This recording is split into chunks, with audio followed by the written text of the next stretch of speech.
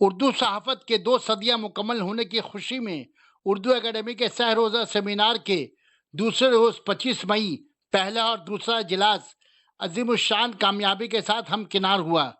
اجلاس کے سبھی مقالہ نگاروں نے اپنے اپنے طریقے سے اردو صحافت کے 2 سال مکمل ہونے کی تواریخ پیش کی۔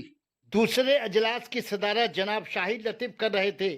مقالہ نگار جناب جاوید دانش کناڈا، جناب سہیل انجم دہلی، جناب عامر علی خان حیدرآباد، جناب سبھجیت باگچی کولکتہ، جناب قربان علی دہلی، جناب سرفراز آرزو، جناب جاوید انور بنارس نے اپنا مقالہ پیش کیا۔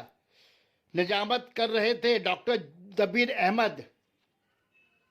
رہ سکتی ہے جب اس میں عوام کی دلچسپی ہو۔ یہی صورت کسی بھی زبان کی اصناف کی بھی ہے۔ اسی دلچسپی نے شمالی ہند میں بنارس کے عیسائی پادری آر.سی. ماتھر کی ادارت میں 1837 میں اردو کا پہلا رسالہ خیر ہند نکلوایا۔ سر سید احمد خان، منشی نول کشور، مولوی محمد باقر، حسرت روحانی سے لے کر ابوالکلام آزاد اور اس کے بعد اب تک کے سلسلوں پر جب ہم غور کرتے ہیں تو ان تمام کے جاری کیے گئے صحافتی شاہکاروں میں موضوعات کے انتخاب کی جانب ہمارے ذہن متوجہ ہو جاتا ہے۔ ان تمام کے پاس کوئی نہ کوئی ایسا موضوع ضرور تھا جس سے عوام کو دلچسپی تھی اور وہ شدت سے منتظر رہتے تھے۔ جیسے جیسے عوام کی دلچسپی کم ہوتی گئی، یہ سلسلہ بھی کمزور ہوتا گیا۔ جب ہم اردو صحافت کے آج کے حالات پر غور کرتے ہیں تو الیکٹرانک میڈیا کے اس دور میں ان موضوعات کا فقدان نظر آتا ہے جس میں عوام کی دلچسپی ہو۔ مشکلات کا دور کہا جا سکتا ہے۔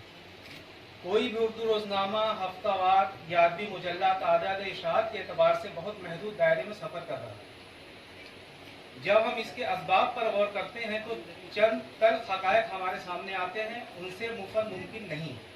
جیسے یہ کہنے کے باوجود کہ اردو کسی خاص طبقے کی زبان نہیں ہے، حقیقت یہ ہے کہ ہندوستان میں اردو پڑھنے لکھنے والوں کی 95% آبادی ایک خاص طبقے ہی سے تعلق رکھتی ہے۔